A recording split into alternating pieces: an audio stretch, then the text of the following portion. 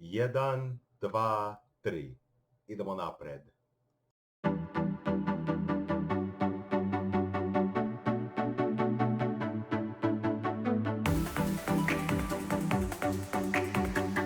Artlist.io.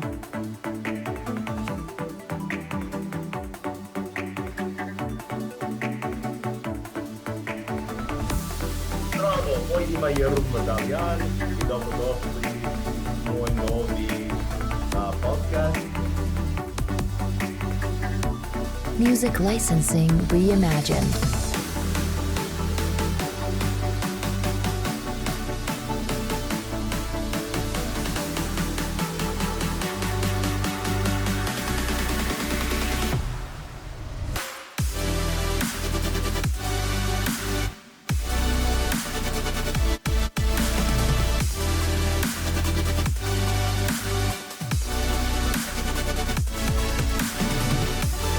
Artlist.io.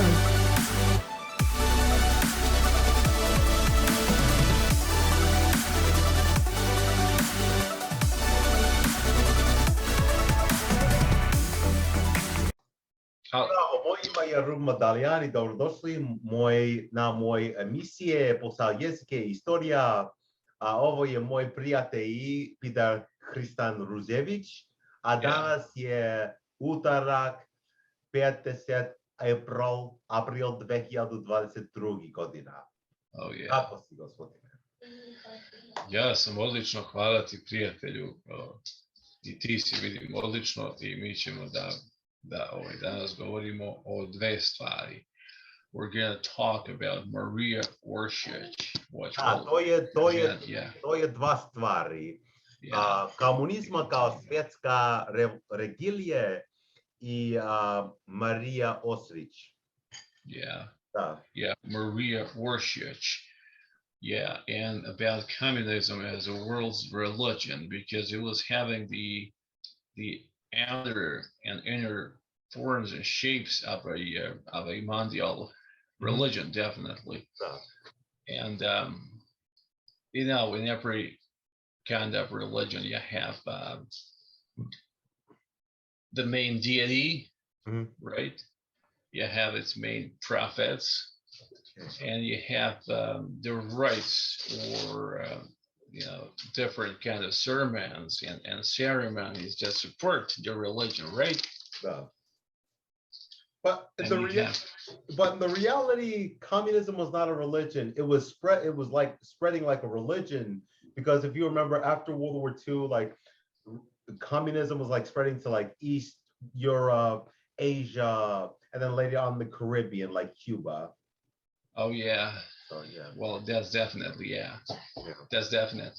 I mean, it was spreading like religion, or to put it better, like a pest. Right. It was spreading like a plague, but many Americans, our compatriots, will agree. I mean, they will certainly agree. Anyone who are watching us right now will certainly get into concordance and agreement with us that it was spreading like a pest, or like a plague, because the real communism has never been existing. Those were just the false attempts of making communism, and each time when a bunch of bureaucrats and plunderers would come up to gain the sovereignty, would start to reign, in a different country or territory, they would certainly soon after seize the power and capture the whole system like an amoeba inside of themselves. So it was recognized under the name of communism, but nevertheless it was totally opposite. And I think that people like Nicola Cavalla would certainly agree with me right now. That's a funny topic. That's a funny topic for this show, because we will have to explain to our audience who Nicola Cavalla was, because it was the greatest fighter, and combat maker against the communism. Right. Again, the greatest enemy of the idea of communism. Who was this again? Nikola Kabaya. Yeah, because his whole life, his entire existence has been ruined by the alleged so-called communists. So he was attempting, to do the assassination of Tito. Someone tried to kill Tito before when he was president? There's been several attempts, severe and serious attempts to murder him. One has occurred in Montenegro when a group of the locals has tried to kill him by large portion of timber, of woods. They planned to discharge the timber, large structures of wooden rough matters, and to discharge it upon him, and therefore to kill him. And the second one has occurred in Belgrade when an assassin had tried to kill him by shooting him, into the chest, but he was armored. Nevertheless, he wore the armor around his chest, so therefore he survived.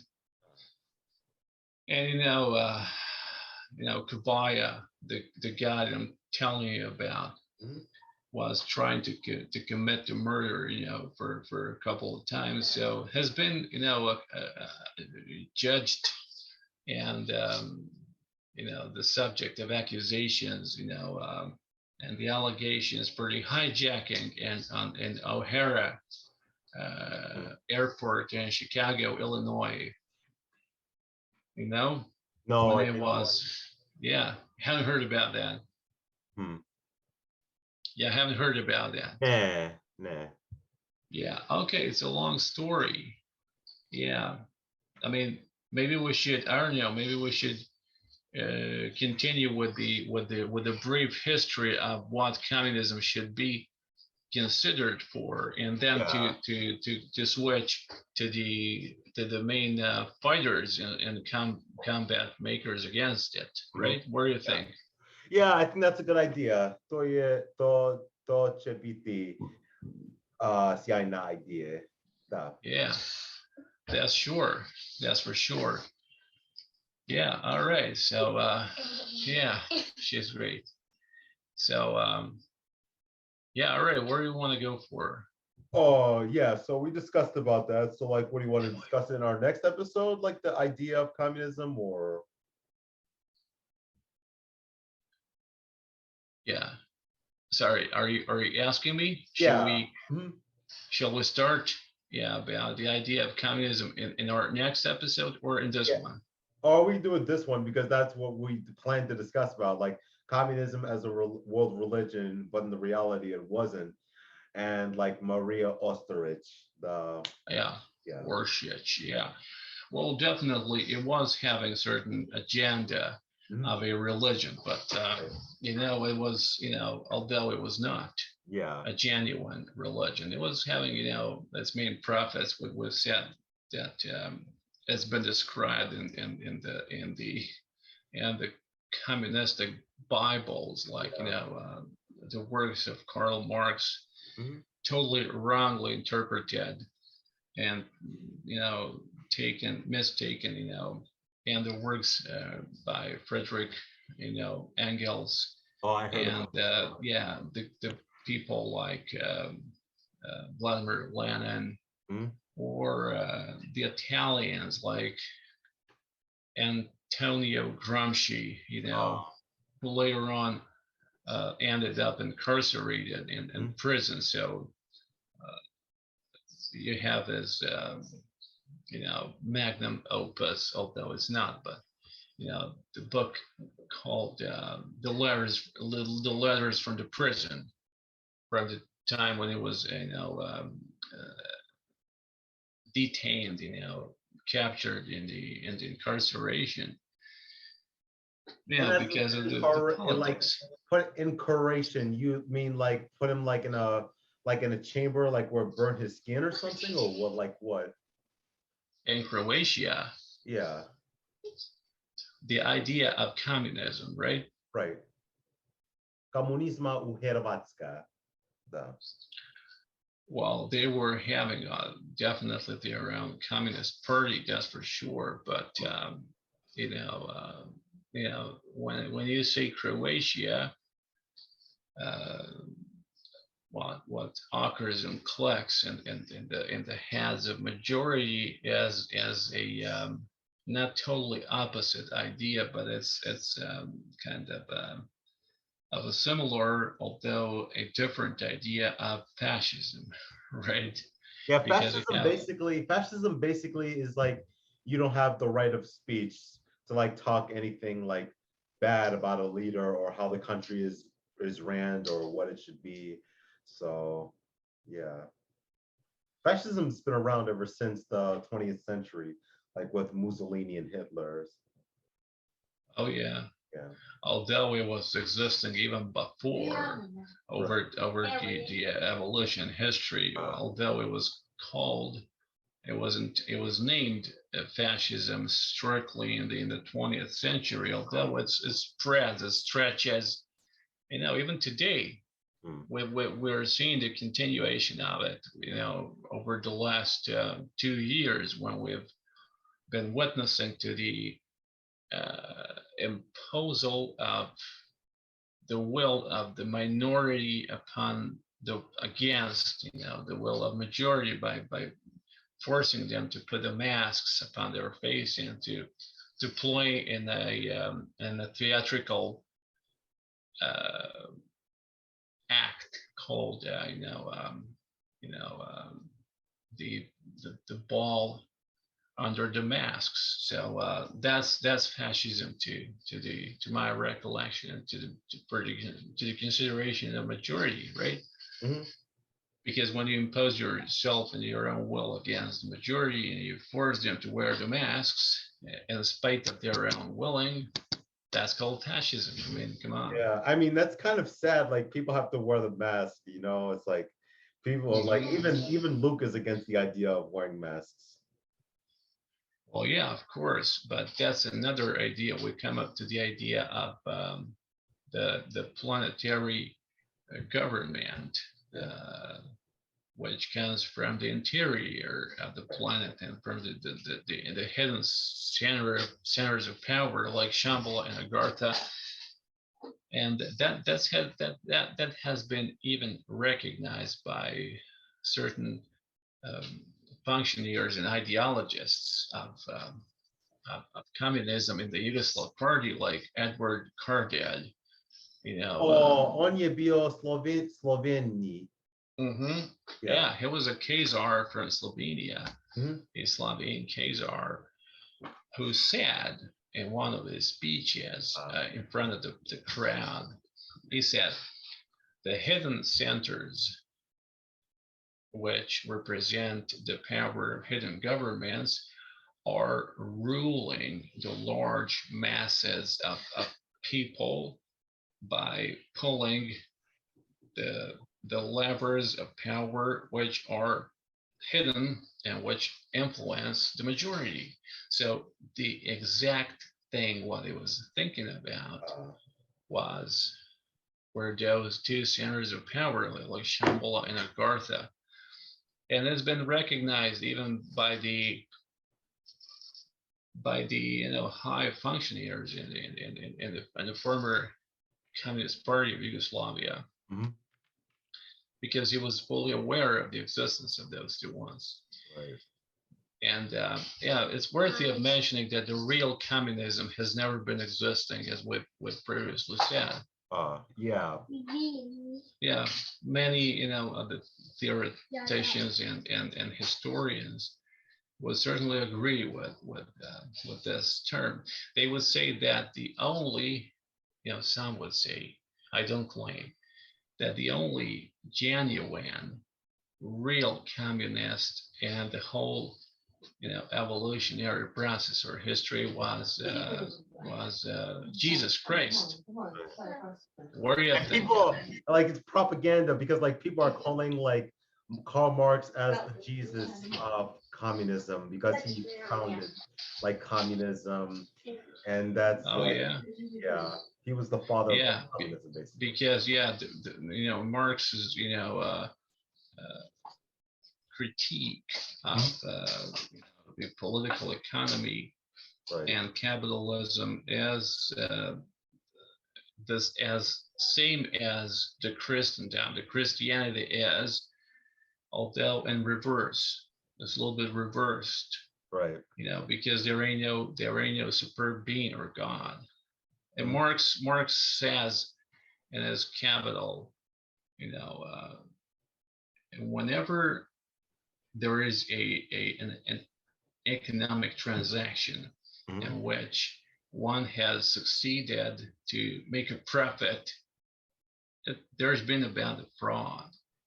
But instead, you and I are witnessing that each single transaction, speaking about the monetary realm, is having an aim as its main goal to make a fool of another one, right? Because each of the two sides wants to make a profit. So it goes, as a confirmation of Marx's thesis. So that's capitalism, but communism should be something different from capitalism. Yeah, capitalism basically is like everything like a company or, for example, like a farm or land is owned by private owners. That's basically what capitalism is. Oh yeah, exactly. Right. Yeah, pulled over. Hey, yeah, that's exact. I mean, I don't know where you think about the possibility. Maybe I clearly doubt. The older I am, I clearly doubt and the possibility to have the common property. So where do you think about the idea of sharing the property, sharing houses, sharing the real estates with the other beings, with the other individuals? Where do you think about it? Is that attainable, achievable and all? For my opinion, I think it's better to have everything privately owned rather than sharing with people, from my personal opinion or point of view. Oh yeah. I think that the other animal species would clearly agree with us because, even the ants in an anthill have their own parts of it, of the anthill, right? And if you share like your private property, then it's going to be kind of like a socialism. Oh yeah, the idea of socialism. Yeah. Although it never really existed, neither. Right. Because if I remember the Yugoslav situation, and I remember, some because you grew up areas, and I had certain amounts of memories regarding that period. It was the capitalism, because each one was earning and working for himself or for his tribe, for his family. But the mentality and the aura of the society was slightly different from today's perspective. Although I don't have many the complaint, I don't complain too much. Yeah, even in Yugoslavia, they had like an ideology. They had three ideologies. They had brotherhood, unity, and nationalism. Those were the three ideologies in the former Yugoslavia. Oh yeah, and that was a good idea, but the real, I cannot say that the exclusive and only troublemakers were Croats. It's a long history track that dates, leads back in the day of the beginning, the commencement of the mutual conflicts and clashes, the situation when they said, I think it was 1922 or something. 22? No, 1922 was when Soviet Union was created. Yeah, when they said to Ante Pavlovich, when they said good night to him in the parliament in Belgrade. So it later on it turned after the dictatorship and the stational strike imposed by Regent Alexander. It ended up in burning cars on the streets of Zagreb, and killing the demonstrants and so on. So later on, it ended up as something what we know very well, how it seemed. The concentration camps. Logar. All around Croatia, with its pinnacle in the old Radishka camps and the Jasenovac. Yeah. So those were the genuine examples of around politics. That's where it is. Yeah, like Croats were causing problems, and so that's why it led to the collapse of Yugoslavia, or there were like some other reasons. Well, the secret services are those who organize and arrange all of those political situations around. So the whole situation about Croats and their hatred against Serbs has been organized, and that is still organizing by the British, Secret Service. I mean, it's not Secret Service; it's MI6, and lesser amount the MI5. So and the Vatican has also been very influential. They admit and acknowledge themselves that they are brainwashed over the whole process, and that they have been induced into growing and maintaining hatred against Serbs, because in a different level it's a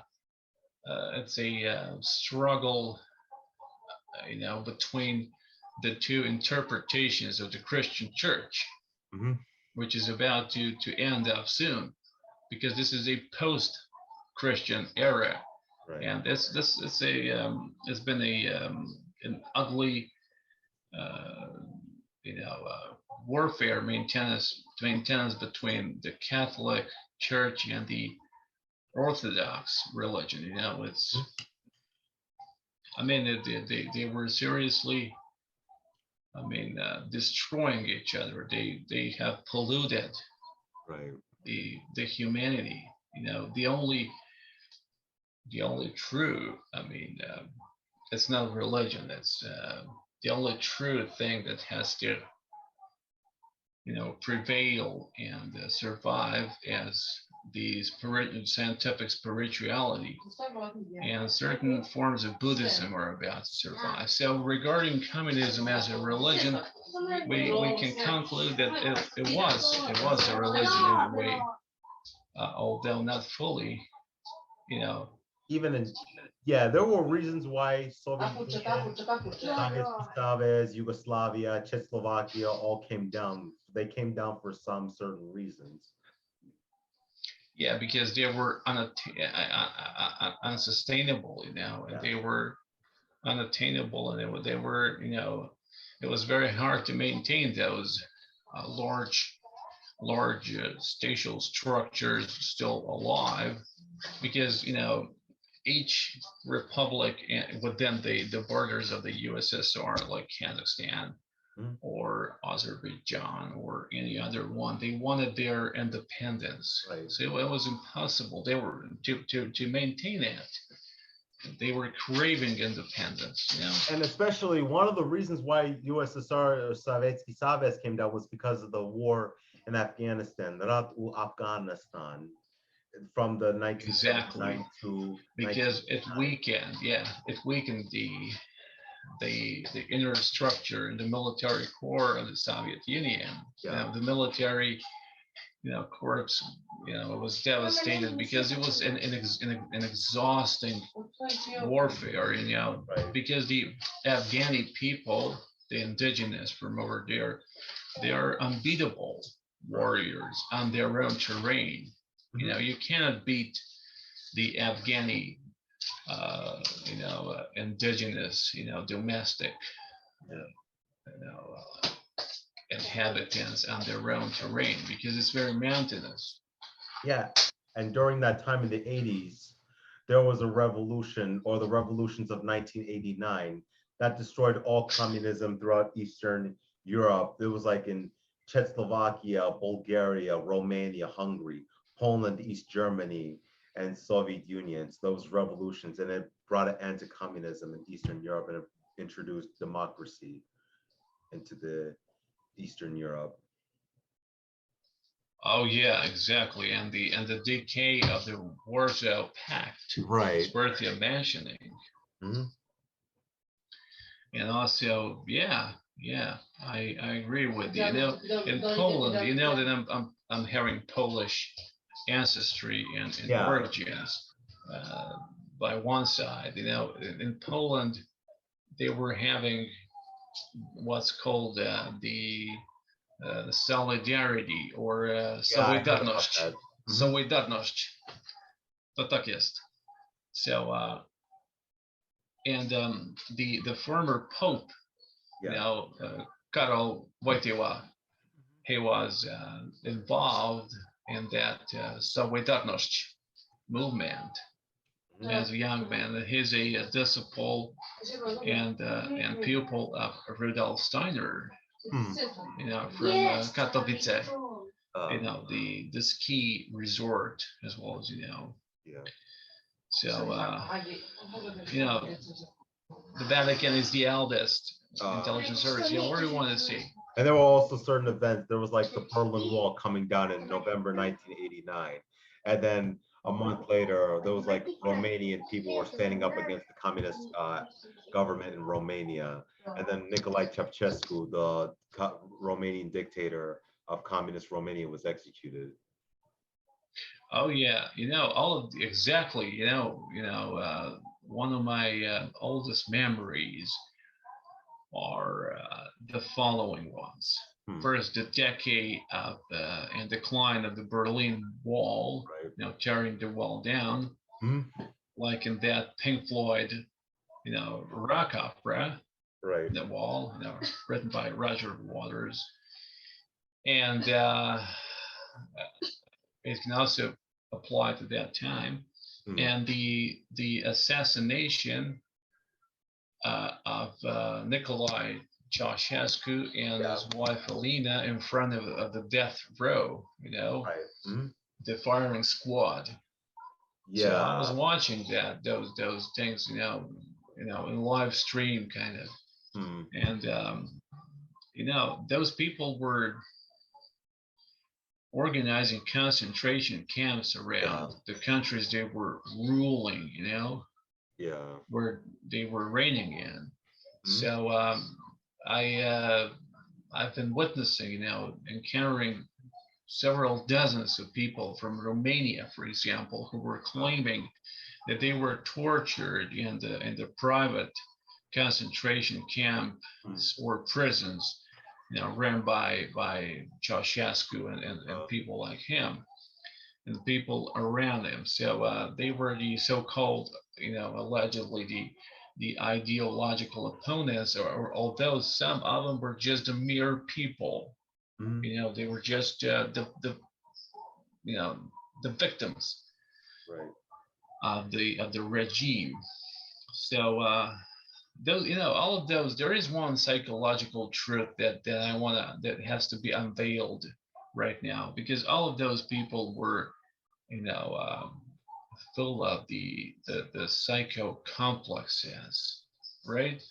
For example, Nicolae Ceausescu was a really very evil, tiny and small man. It was like 160 European. It's 5 feet, I guess, or 4 feet or something. And there's a video And there's a video of him being executed with his wife. I remember it's on YouTube. Yeah, I'm telling you, I watched it, you know, when I was really young.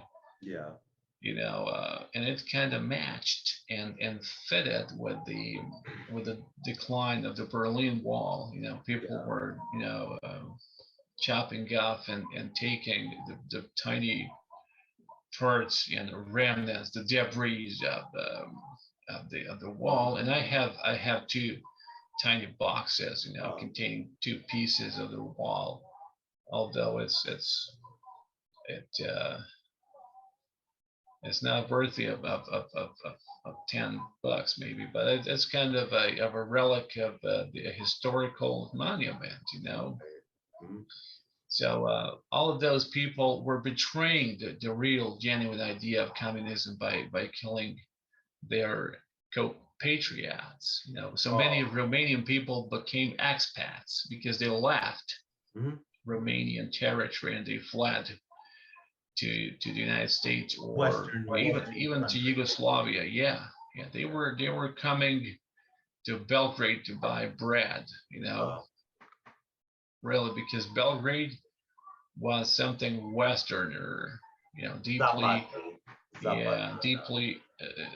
know, emancipated and deeply, you know, you know, and you know, and even in the China, people were being killed. Narod je ubijen u Kinje. Narod je ubijan. Yeah, that's true. You know, they were. You know, you're talking about Mao's reign period. Yeah, that's exact. Well, I'm about to go to China very soon. You know, you know that I was invited, and they're keeping on sending me emails with the invitations to go to work there as an English teacher for the good enough wages, you know, because they like the tall whiteys whose English is perfect, because they consider it a standard that has to be achieved, you know. And the you know, the Americans especially have the you know, the advantages in China. So it's totally different from the period when they were eating merely rice, you know, when they were dying of starvation and famine. Yeah. Because a lot of people had died of hunger over the, you know, communistic period, right? And people in China were being killed because they were opposed to communism and they wanted to introduce capitalism into China. And then all those people were being killed. But during World War II, there was a nationalist government in China that was fighting against Japanese in World War II. And then after World War II ended, the Chinese government, the nationalist government of China fled to Taiwan, and then communist government took power in China. Oh yeah, that's true. And yeah, that's been after the period when they've lost Manchuria. Yeah. Because they fought against the Japanese and they in their mutual combat, they've lost large territory in the northeastern part. And the Japanese were maintaining the system of concentration camps where they were,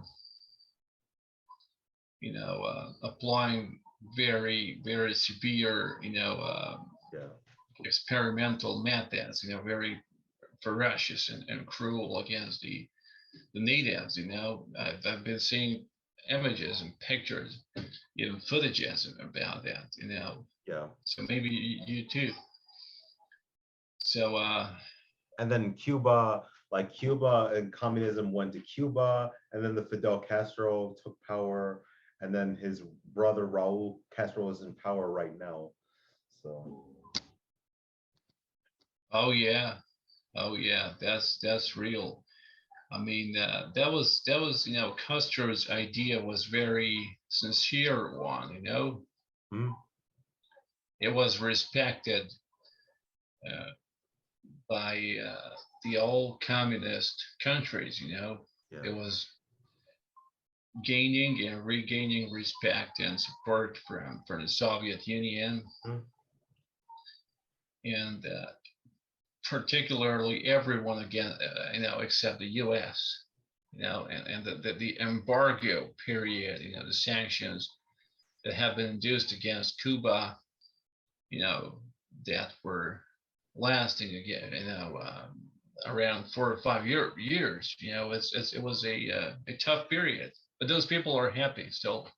I went there. I went to Cuba, so those people are happy. You've got 113-year-old elders who still smoke tobacco, Yeah.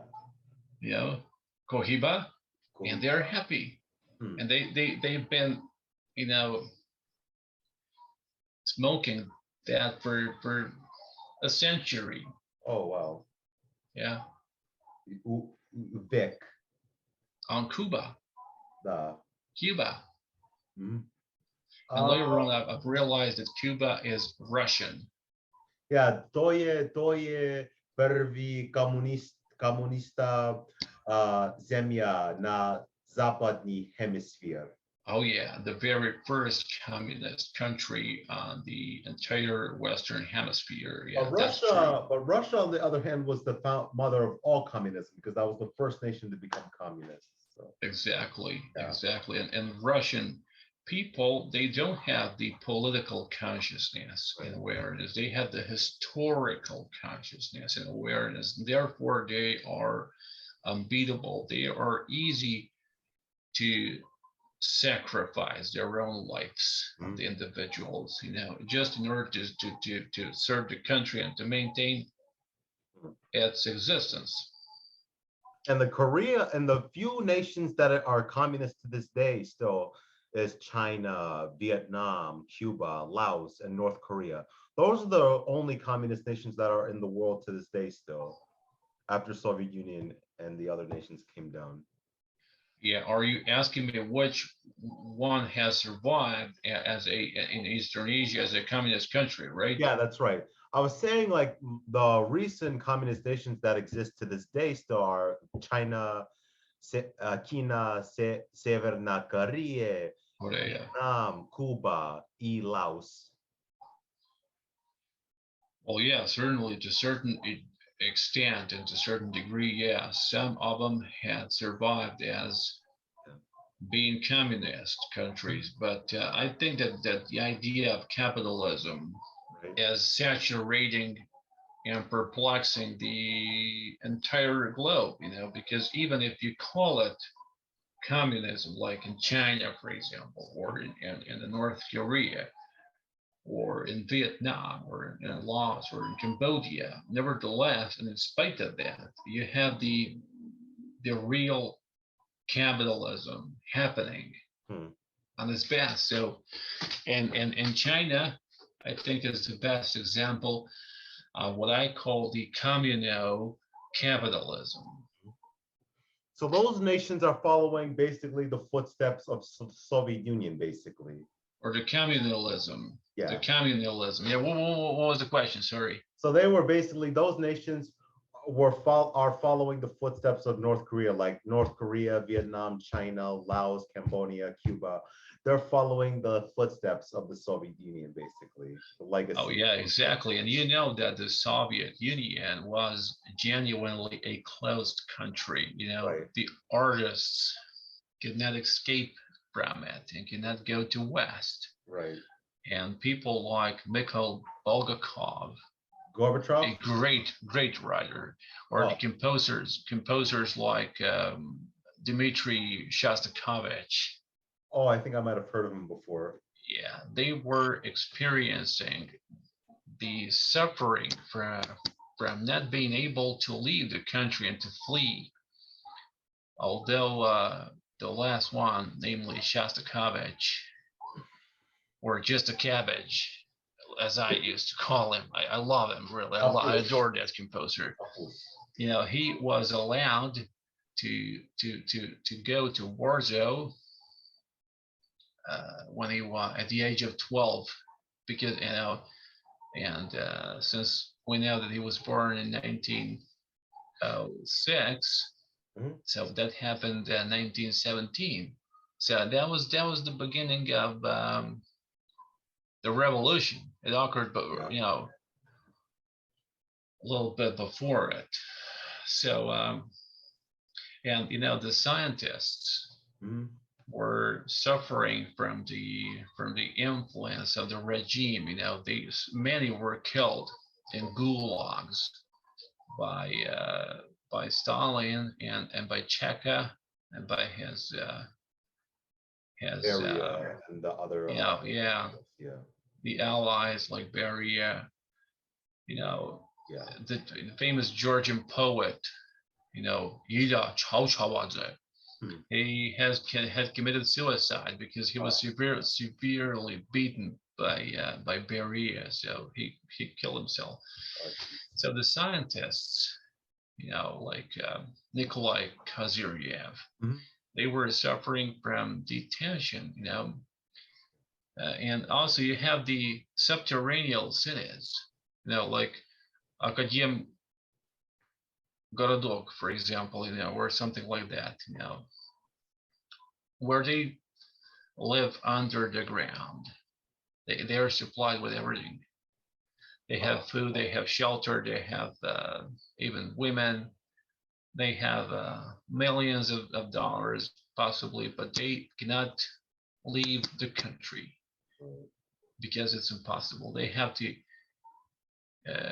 be kept in the detention by the captive state, and they have to maintain their work for the country. So that's why I call the closed state, like the North Korea is. Although that some people went to North Korea.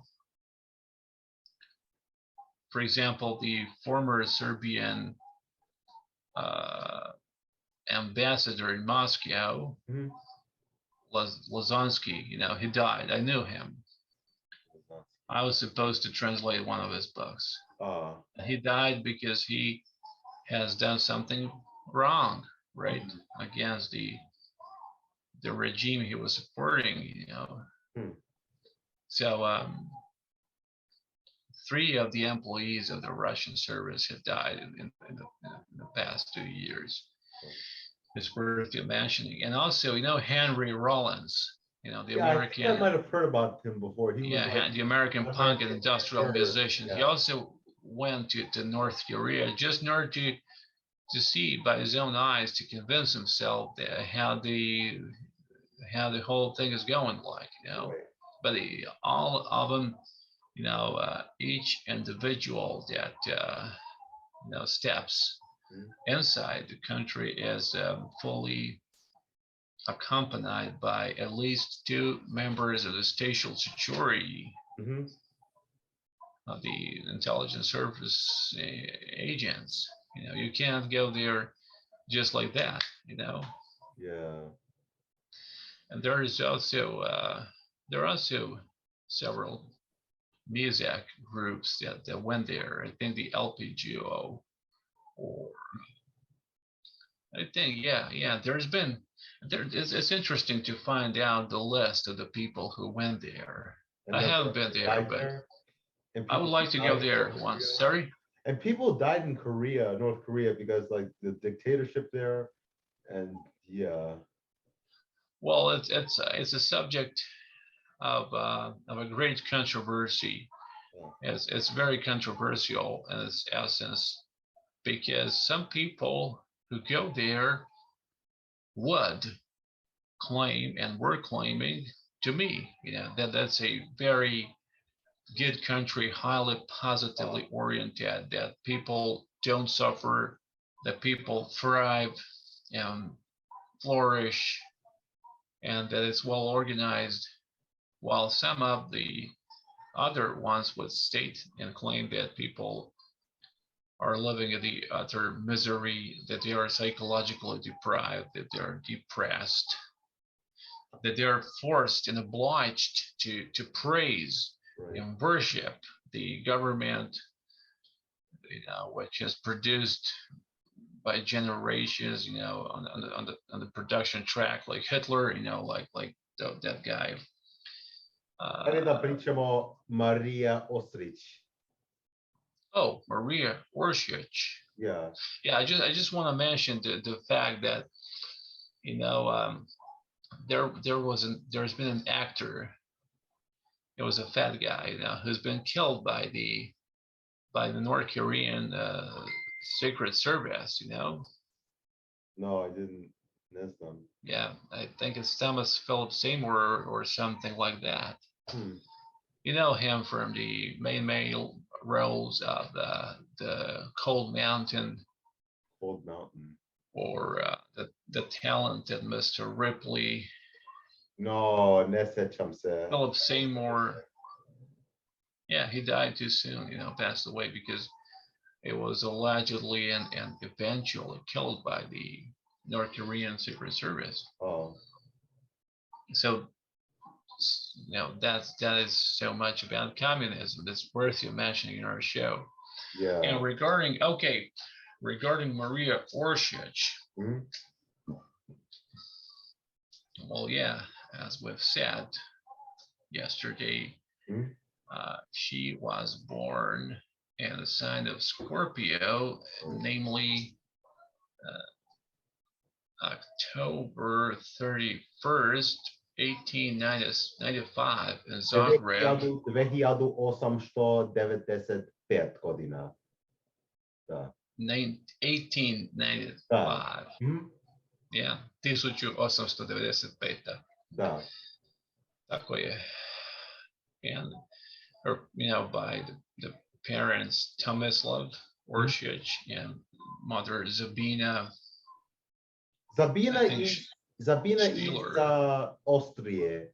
Ona je. She was from Vienna. Da. And she was a ballerina. And the Station Theater, Staatsoper Gebäude. So they met in Vienna, and they went to the apartment to Zagreb where they conceived, So she was basically like pola hrvatski I njemački ili austrijanski. Exactly. That's what her ancestry was. And I told you about the sketches and drawings that she was maintaining and that she kept drawing.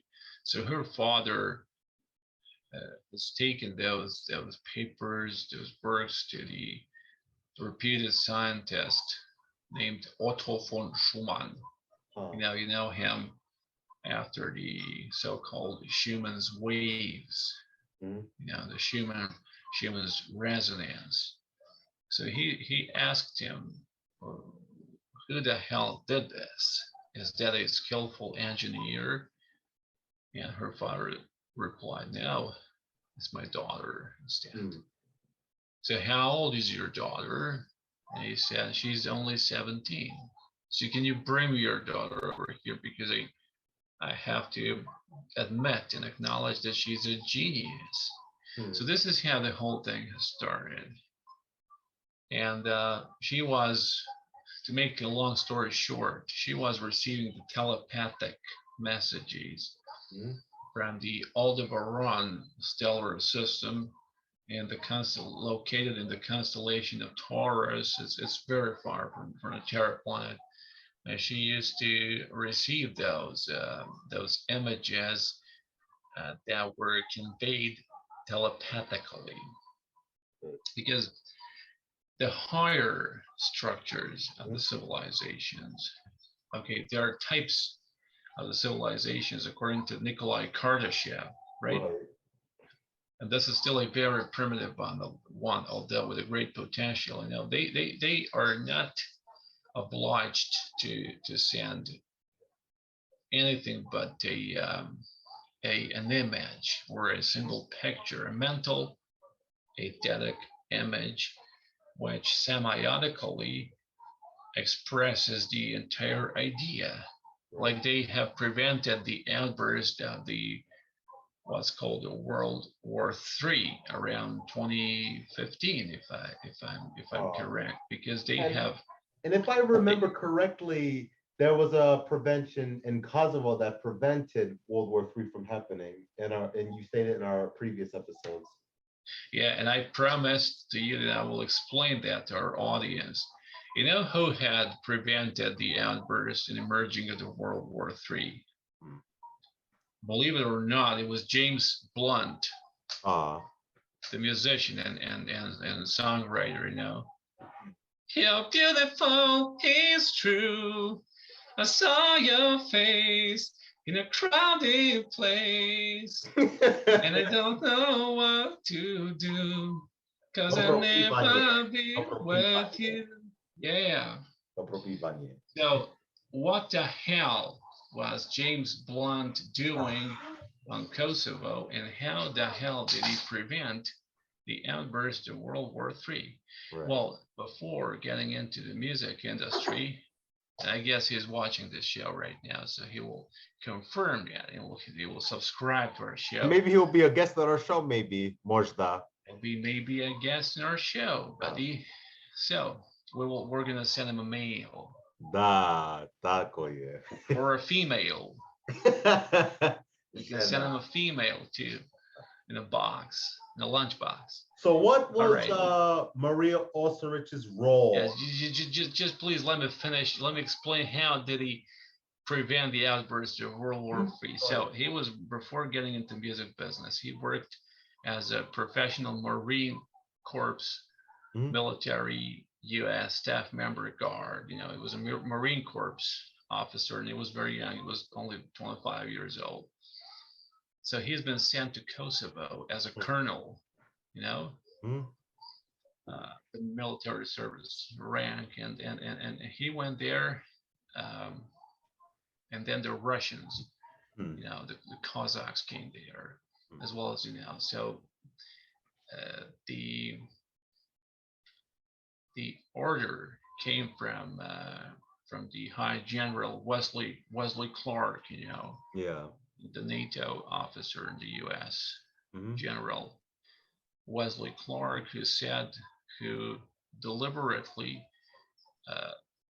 you know, ordered his Marine Corps sector, you know, to start to launch a fire against the Russians on the other side. You know, who the smart and sane people would suggest a thing like that? Right. Who would dare to strike the Russians on the foreign territory or anywhere else? So it was rarely happening in the U.S. Army or Navy for some highly ranked officer or colonel to disobey, you know, or to be disobedient, you know, to express disobedience. But nevertheless, he said, no, sir, I ain't gonna do that. I refuse. I withdraw. Okay. Because he was fully aware with his age of 25, that's a little bit older than you, that he would launch and commence the outburst of what would later be known as World War III, if anybody would survive.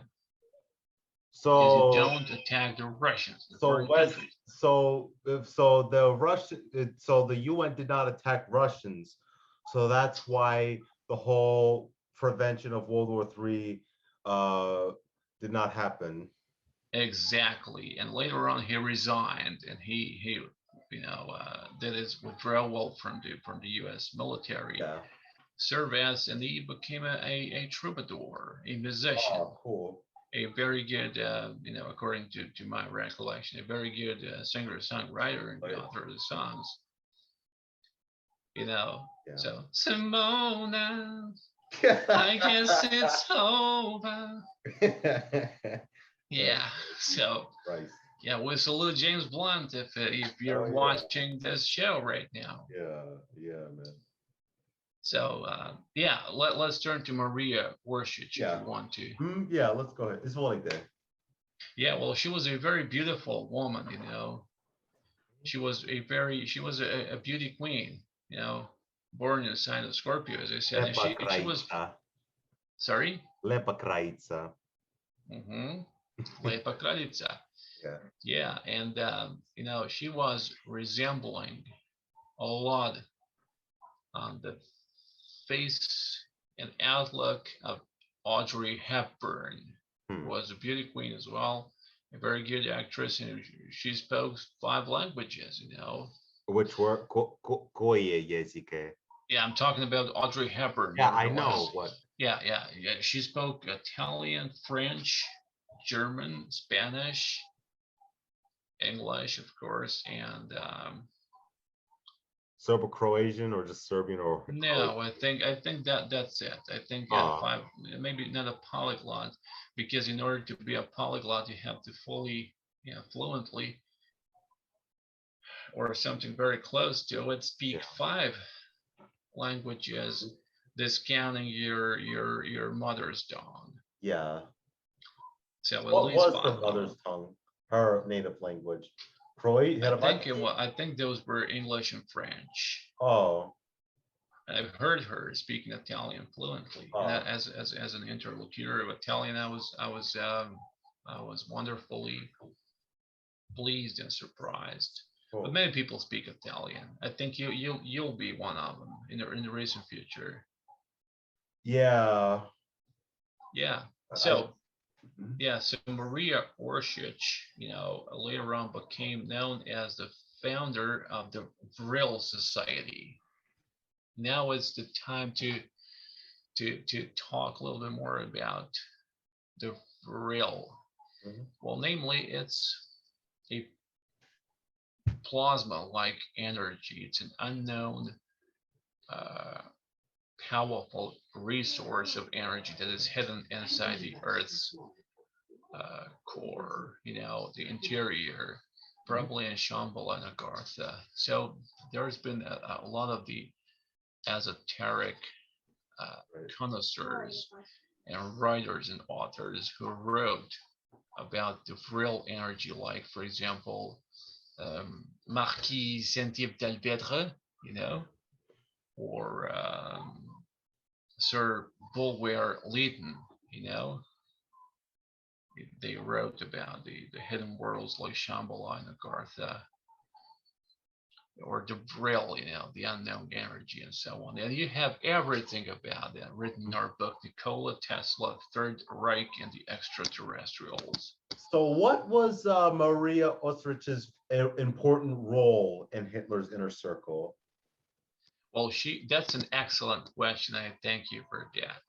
Nema problema. Well, yeah, she was the part of the Vril girls. Those are the highly intelligent, cold-hearted blondes, beautifully shaped with big boobs, and who were, capable of giving birth to as many as they could, German newborn offspring, mostly males. So, and the idea of the growing, breeding girls such like that came up from the German eugenicist Lanz von Lebenfels, who was maintaining his program called Die Lebensborn, right? And that was just the exact program of breeding and growing the girls like that. So, there's been 5 of the girls that were involved in that project. And it's very worthy of mentioning. I